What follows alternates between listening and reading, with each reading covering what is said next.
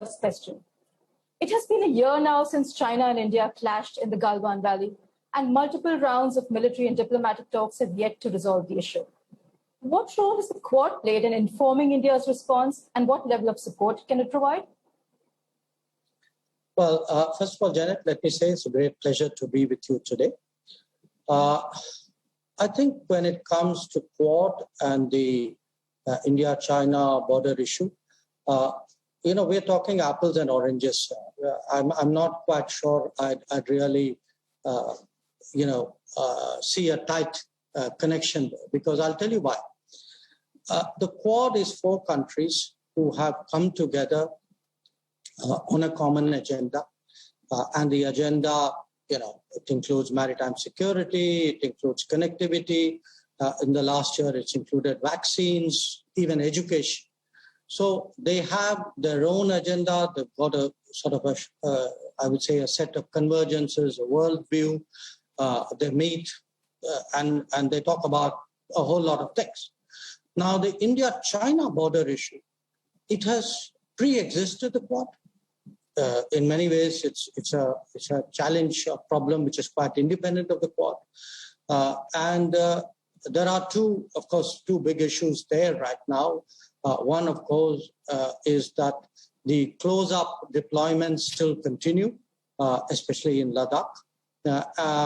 The issue there is whether China would live up to the commitments it has made, written commitments it has made about both countries not deploying a large armed force at the border.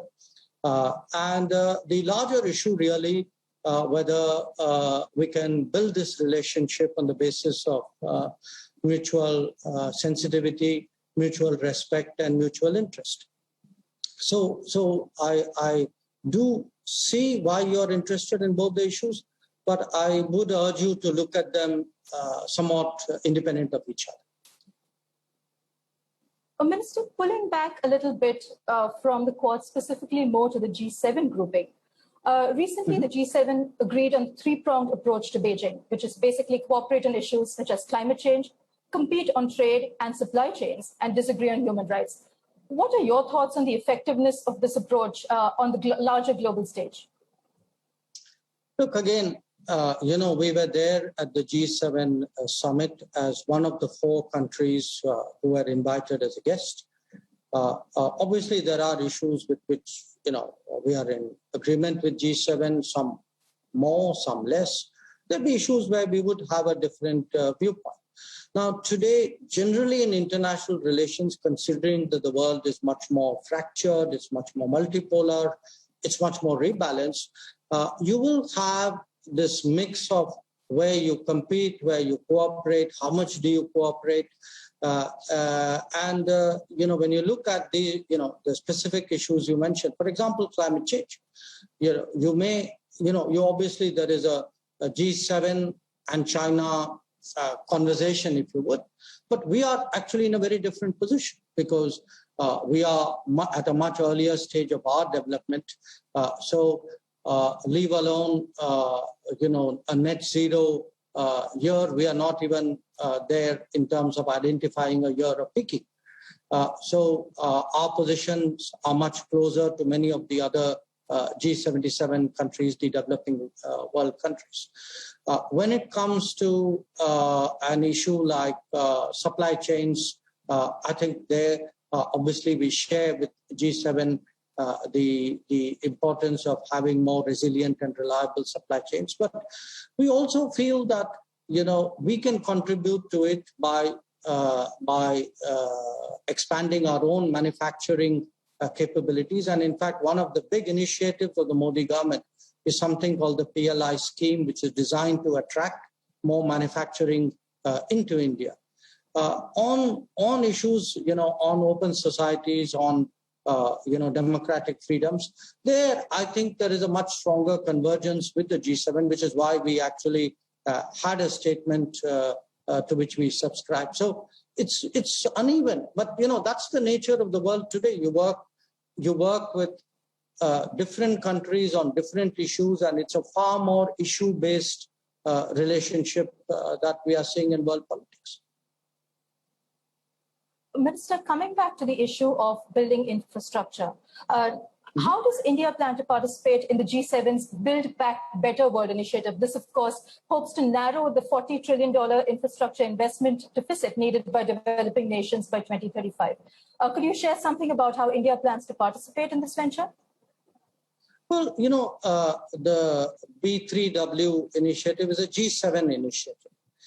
We've had our own development partnerships for many years before that. In fact, we are today, in terms of the development projects that we do in the world, we are doing projects in as many as 62 countries. And we have actually signed up to, I think, something close to about 630 projects. And about more than half of them, 340, have actually been done.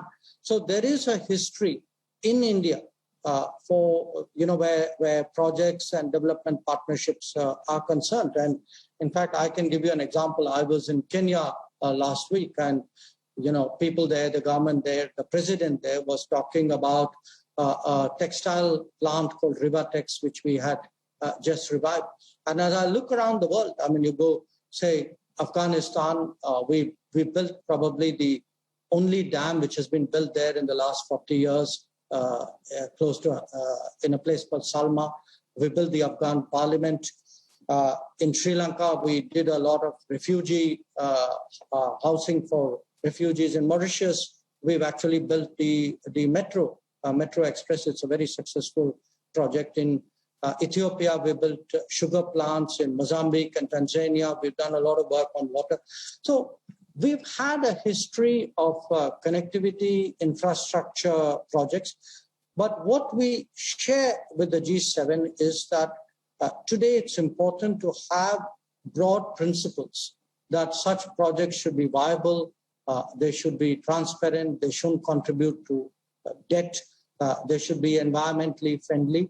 Most of all, they must be a priority of the community where they are located. So it's an area where we do feel, there's a lot of convergence with the G7. We look forward to working with them. But as I said, we have a substantial portfolio of projects which we have already done in the last years, and which I expect to see us continue to do more in the coming years. Minister, you'd also mentioned that part of the mandate of the Quad is vaccines. Coming back to the situation at hand, of course, the pandemic, could you throw some light on your recent visit to Washington? I'm specifically asking about where does the discussion stand on procurement of vaccines for India and also the raw materials to prepare these vaccines in India? Has the US made any concrete promises? Well, Janet, the big issue today for vaccines is the world doesn't have enough vaccines. Okay? Now, the patents is one part of it, but the production is the other part of it. In India, we are producing the AstraZeneca vaccine under license. We are producing our own vaccine called Covaxin. There are 6 other vaccines which are expected to come on stream in the coming months, starting with Sputnik. Now, the challenge in vaccine production is that if you are looking at the kind of scale which the world needs, which is not just vaccinate now, but plan to do it regularly, look at booster shots when they come, you're not going to get that kind of scale without India scaling up. So the particular point of discussion for me was how do you keep the supply chain going so that we actually can ramp up production to the kind of level that the world needs. Now, why was it important for me to do that in Washington? Because a lot of the supply chain originates in the US.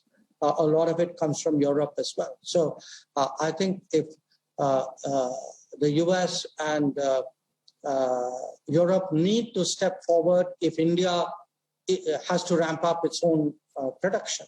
Now, you've seen, our own outlook there. When we started production, just as we rolled it out at home, we were living up to our obligations with the COVAX. We were supplying to some of our neighbors. because we genuinely believe that, as they say, no one is safe till everyone is safe. Now, when the second wave hit us, obviously we looked to purpose the deployment of vaccines primarily at home. But I'm quite confident as the production picks up. Again, we see ourselves playing a global role, and it's important Minister, if we are to do that. Yeah, we get the Minister, supply thank chain. you very much. Thank you. Pleasure. Thank you very much. I'm cognizant that we're already over time a bit. Thank you very much for this conversation, Minister Jaishankar. Thank you. Take care.